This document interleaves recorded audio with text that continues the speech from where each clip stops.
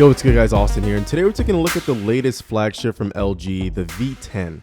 Now, LG sent this out to me, so expect my full review coming real soon, but I wanted to give you guys my first impressions and let you know what this phone is about. You'll notice that this phone actually has a very similar design to the G4, and if you want to check out that review, I'll leave it in the description, but there are some key differences in both of the phones that we'll get into after this quick unboxing. First off, you obviously get a charger, but mine came with a European charger, so I guess that's useless. You also get a pair of AKG branded headphones, for whatever that's worth. Now, the last thing you'll see in the box is the battery. Just like the G4, LG has decided to stick with a 3000 mAh removable battery. Also underneath the cover is a space for a microSD card, which supports up to 2 TB of additional storage, which is pretty rare to see on a phone these days. Closing the cover back up, we can go ahead and take a closer look at the device. Like typical LG phones, there are no buttons on the side, but instead a nice gold brushed stainless steel frame. Looks pretty nice. On the bottom is what you'd expect. There's a micro USB port for charging, a headphone jack, a microphone, and a speaker, and on the top there's an IR blaster in case you want to use this as a remote for your TV.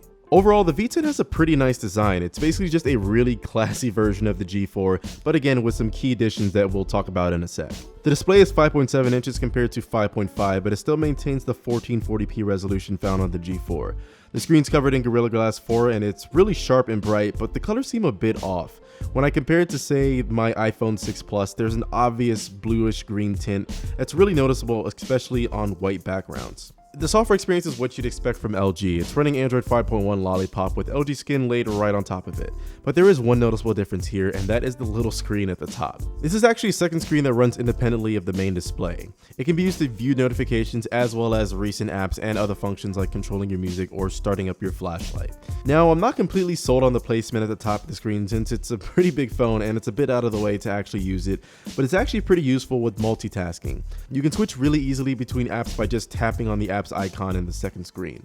There's also the option to leave the display always on even when the main display is off, and it can show you some information and even give you access to turn off your flashlight or even access your camera directly. Moving back to the main display, you can wake up the phone by either double tapping the screen or using the brand new fingerprint reader on the back. I will admit, setting up and scanning my fingerprint was a pain in the ass. For some reason it just took forever to do, but after registering it's actually really accurate and works pretty quickly. Also on the back is the camera. Now this is the same 16 megapixel sensor found on the G4, so you already know it's pretty damn good.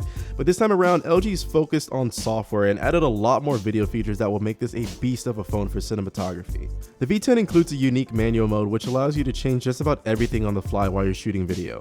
You can adjust the ISO, white balance, frame rate, shutter speed, and even manually set the audio levels for the 3 mics on the phone. Oh yeah, and you can manually pull focus while recording. Bouse. They also changed up the front-facing camera. It's down from 8 megapixels to 5, but there's 2 of them. That seems to be a common theme with this phone. Even though they have lower resolutions, I actually really like this addition. So the first camera acts like a regular front-facing camera that you would see in most phones, but the second camera is a wide-angle lens, like what you'd find in a Samsung phone, and it allows you to capture a lot more in the frame. I wish that more phones would include a front-facing wide-angle lens, and this one managed to give the best of both worlds. So those are my first impressions of the LG V10. So far, it's a nice phone overall, and it seems like they're actually trying to innovate their design no matter how ridiculous it might seem at first. But that was just a quick look. I'll let you guys know more in the full review, which will focus a lot more on the camera and that second screen. If you enjoyed the video, be sure to hit that thumbs up button. Thank you guys so much for watching, and I'll catch you in the next video.